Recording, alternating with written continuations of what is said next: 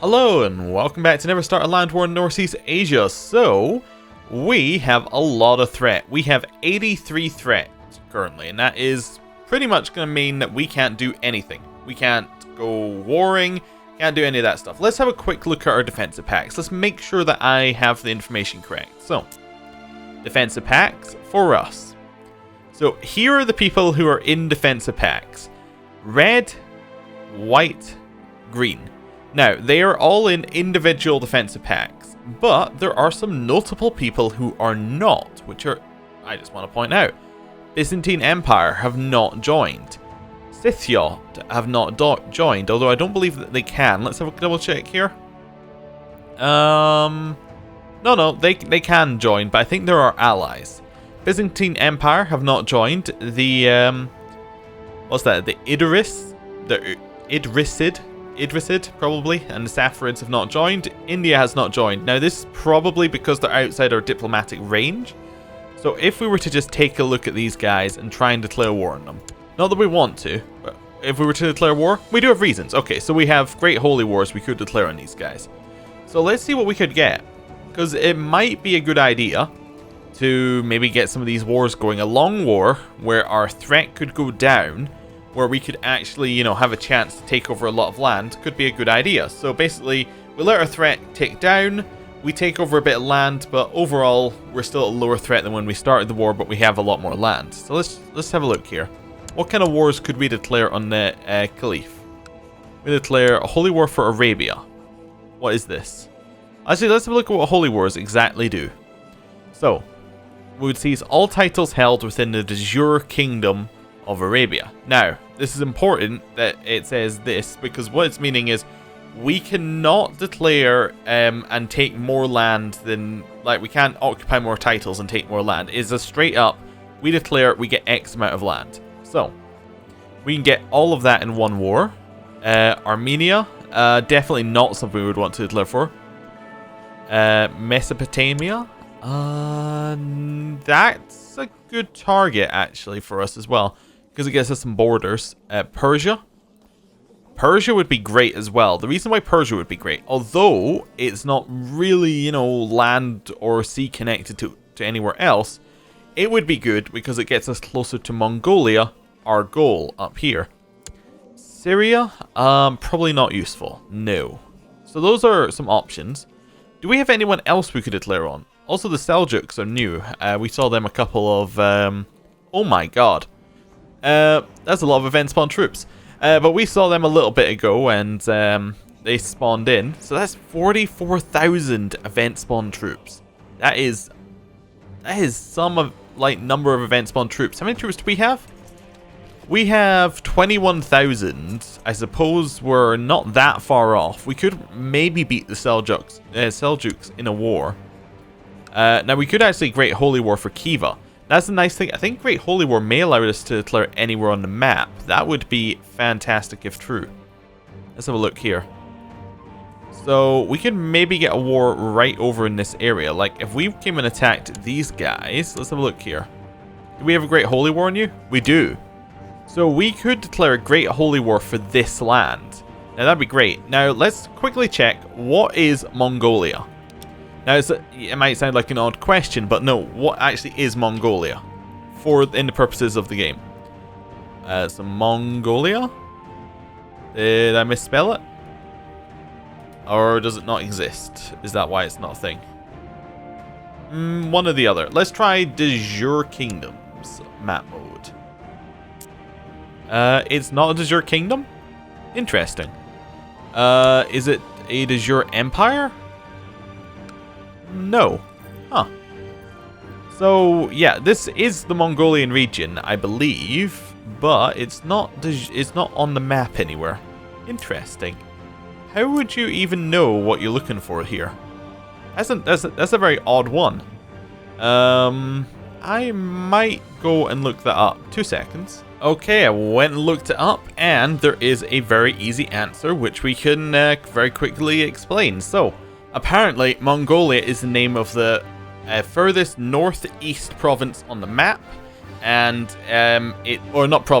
kingdom on the map, and basically, no matter what it's called, this is Mongolia. apparently, from what this post I saw said. So, Kyrgyz is Mongolia. So actually, we could right this second declare on this guy, right here, for a Great Holy War, and we could get Mongolia. Like, pretty much. Let's have a look at de jure. Yeah, that would give us de jure Mongolia. So we could probably, if we rushed it this episode, get Norse East, which would be cool. And the other one is get the entire Eastern Steppes region. So that's Eastern Steppes region. So it is that. So actually, we're very close to getting the achievement, looking at it. With the Great Holy Wars, that allows us to just kind of jump over here. Cool. So let's do another one. How strong is this religion? So you got about 1,000 people. Your clans below you are not that strong. Okay. Yeah, they're not that strong. Now, are the Seljuks your same religion? No, the Seljuks are Muslims, so that's good. Yeah. So we are significantly stronger than them. So if we could find a way over there. Now, is there a major river here? Yes, there is. But is there any way down it? Basically, what I'm looking for major rivers is we're able, as a Germanic, I think. It might be Germanic or Norse. I think it's Germanic. Allows us to navigate. Oh, no, there we go. No, it must be Germanic. One of them. It's basically we can go along major rivers. Unless that was only Old Germanic. But I think it still applies. So we can probably head down here into Central Cumania and then walk from there. That will probably be the closest we're going to get. Although if we're going down this river, let's try and find the path. We go down this river. We could end up here in kind of this bit of Cumania and then just go northeast from there. That would probably work out pretty well, yeah. So that's a thought. Now, how strong are we? We have 21,000. We already went through that. And our retinue is needing some time to reinforce. So we will wait for our retinue to reinforce. And we did only just come back into, you know, positive money. So that's fine. It says we can shut the gates. Where's the epidemic? It's just southern England. Don't need to worry about that. So yeah, some options. So we'll probably end up doing that. So actually, there's not as much left to do as I thought there was. All we have to do is just basically push yourself across the map. So that'd be pretty cool. Let's see how we can do that. I'm just checking what else we've got here for commanders. I really, really dislike Trickster, so I'm going to keep putting him not in our commander slots. We're not going to put our son in a commander slot, although actually that might make him better. He does have reasonable personal combat skill, unlikely to die in a duel. We'll put our son in as a commander for just now. And then the King of Ireland can also be a commander. There we go. Right. Store subjects, not going to do that. Create titles, not going to do that. Titles can be usurped, not going to do that. Unlanded son, don't care. Vassal levies raised too long. We'll probably let that burn off. Look how much of a penalty we have on some of them. Okay, cool. So yeah, what do we want to do if we're going to be at peace? Because this is our war option, declaring over there. What's our peace option? Our peace option is probably like sort out our laws. So let's have a look at our laws. What do we want to change and when can we change it? Well, centralization could be a cool thing to change if we want to have some more domain size. That would allow us to hold more personal land. Not that useful for us, and the extra vassal limit doesn't matter as we're already, like, we're so below our vassal limit, it just doesn't matter. So it's not really that great. Anything else in here we need to change? Revoke title. Being allowed to revoke titles would be cool, not necessarily useful at this point because our realm's already pretty stable. Already changed our administration to late, and we can't do imperial because we don't have duchy vice royalties. We can't have vice royalties because we have to have legalism level 4. Okay. We could change vassal obligations a little bit so that we can get some extra... because actually, what is our vassal tax right now? Our vassal tax is pretty high on feudal. And actually on city and church. So getting extra men from there wouldn't matter too much. Tribal we didn't get that much money from. So we might want more men from tribal. Like we might want to lower the amount of tax they pay. Which one? Where would it be? It would be this way. Lower the tax and we get an extra 10% men. That'd be pretty good. Or if we did that with feudal, we could say, hey, We want to lose 5% tax, but we get an extra 10% men from our vassals, basically. That'd be pretty good. What is 5% of our tax? So that would be roughly, I don't know, 5 ducats a year? A little bit more than 5 ducats a year? Maybe like 6, 7? That's not going to affect us too much. We still make a 3 ducats per month profit while we're reinforcing retinue. So yeah, that would be a good idea, and probably something to do right before a war. So we say we want more levy right before the thing, and then that would go through. Although we do have some people who are only voting for us because we gave them favors, I think, maybe? I can't remember whether we still have favors. Can we check that on our council tab? No, we cannot. Oh, well, actually we can. We can just check. They'd have that on them if they were currently enacting a favor to us. But they all have. We have 4 loyalists, which means that we can pass anything we like. Then council. We're happy that we've got war declaration here. We could abolish the council if we want to. That gives us some more domain size. Disables the use of realm peace. Disables the advisor minor titles for kings and emperors. And law change, but it means law changes cannot be voted on. So basically we get full law choice. I don't think that's useful right now. I think we're happy where we are. But yeah, this is the only one I think we should change, is getting ourselves some more levy. So that's the major law change. So I think what we do is we wait for our retinue to recharge and then we go for wars. Yeah. Can we buy some more retinue? We can buy some light infantry. Now, here's a potential point where it might be a good idea to buy house crawl retinues. And the reason why we might want to do that is because they're going to have very low supply limits in these lands. Like, they just naturally don't have very high supply limits over here. So if we had a retinue that was smaller, we may take less attrition, but it doesn't really matter. And actually having the extra men can help out a lot as well. Also, there's no sieging over here is another point to mention. Like, none of these have any garrison. Like, so the sieges don't take any time at all. So having a larger army isn't necessarily useful. So there's definitely an argument for house crawls now. And I might even go for it, but they do cost a little bit more as well. Obviously, there's also an argument for going, you know, this one, the cavalry retinue, because it costs a lot of money, but gives you a lot of cav. Although we do have a lot built, we have buildings that improve our heavy infantry, don't we? Yeah, house crawl training grounds improve our heavy infantry by 45%. So you know what, we'll get some house crawl training grounds.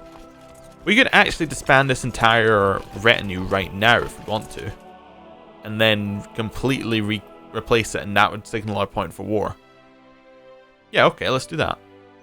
I'm disbanding our previous retinue. We're gonna wait a day, let our stuff rebalance. I might wait till the end of the month, and then I'll start buying things. Who are you? Wales would like to marry my half-sister. No. Right. Just gonna wait till the end of the month so we can see how much money we're actually making. It should be 28. We are making 28 with no penalties. So yeah, I'm just gonna start building some house crawl retinues. There we go. Every chance we get, I'll just buy a new one. I'm just gonna say no to all of these guys now. I'm not even gonna check what they want. Right. Every chance we get, just another house crawl retinue. Nope. Not gonna accept any of these. I could hear someone sneaking around inside and believed it to be a burglar. When I came downstairs, I discovered Sven opening one of my letters. So this is our something son, not our heir. Okay. Do you want him to gain cruel? Now, is cruel something that comes out of one of his traits? No. No, it doesn't look like it. No. Okay. So you can use some practice. He can be cruel. Yeah, sure. That's fine. We get some prestige as well there. Good. People are joining defensive pacts. Oh, that's the King of Scythiod. I thought we had an alliance. We don't have an alliance. I must be crazy. Okay, well that's fine. We'll continue waiting. We do have enough for another house call retinue though. No, we don't. We almost have enough for... There we go. Now we should have enough for another house call retinue. Cool.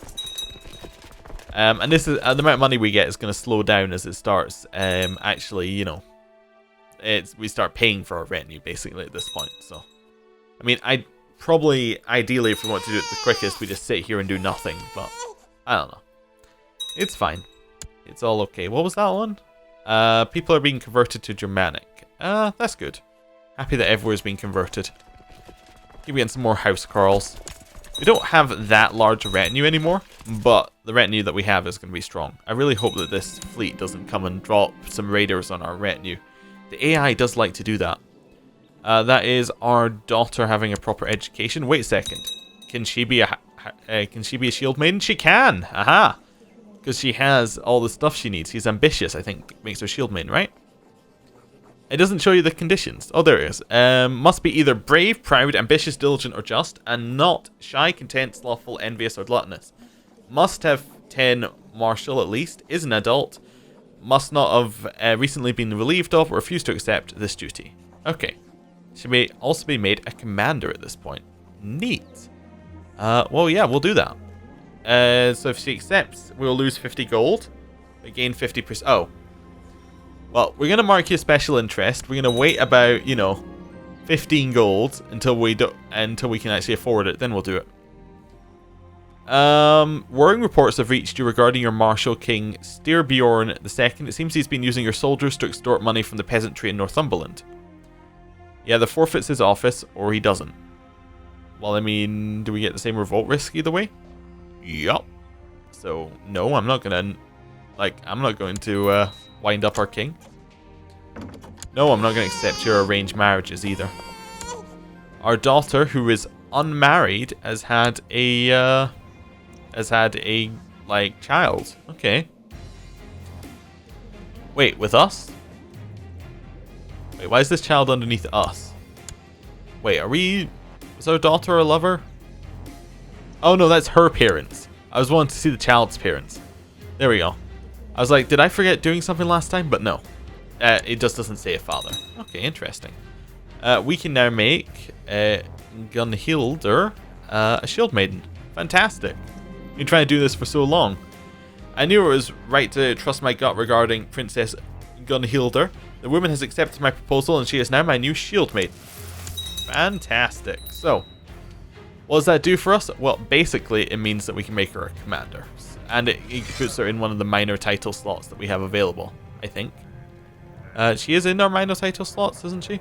Somewhere? No? Okay. Well, that's fine. We can make her a commander now. And we will. She also gets the shield maiden buff. So that's cool. Right. Let's continue gaining money and make our retinue. King Bercy died. That's our kinsman in charge of Scotland. Who is in charge of Scotland now? What's the succession law? It's elective. Ooh, okay. So Scotland's now... Wait. Oh, he just became incapable. He didn't die. Ah. That explains it. New advisor is going to be Sven. There we go. Advisors don't do anything. Okay. That's fine. He is no longer our advisor as he just died. He actually died though, right? Yes, because Borkvald inherited England. Which is seniority succession. Oh, cool. Well, I guess Borkvald is going to be our new advisor. Borkvard. Okay, that's fine. We'll keep reinforcing this retinue, and hopefully we can actually be unpaused for a while. It's fine. We're improving relations with someone. I'm sure it'll help out eventually. It's this one. Oh, military tech. Now this one's fantastic. Going 1 up gives us extra global supply limits and removes the pagan homeland attrition bonus. Now that's not that useful as we're not attacking pagans probably for the rest of this, but that's good. At least we're not attacking defensive pagans. Do you still count as a pagan? I don't think you do. No you do not. Okay, cool. So that's fine. Wait, is he a different religion from the people around him? That's actually great if he is. Yeah, he's a different religion. Now that's fantastic, because that means if we do declare a great holy war, no one else will join in. Okay, cool. Let us put in another... Wait, what happened to our advisor? Where did our advisor go? No idea. Okay, he's just no longer our advisor. And oh, that was our other advisor went away. Oh, okay. Everybody kind of loves us right now. I think we could probably declare the war. I'm just seeing if there's anybody who actually has land who doesn't like us. I don't think there is. Okay. In which case we'll just give it to this guy, I guess. We can't give it to him. Okay, how about him? Oh, he'll do. Fine. Well, at least that should be another loyalist for us in our council. No, he's Glory Hound. Okay. Yeah. Well, I'm going to end the episode here, and next time I think we might just declare the war that we've been waiting on. Although I should remember to build yet another retinue. Yeah. Okay. So, thank you for watching. See you next time. Goodbye.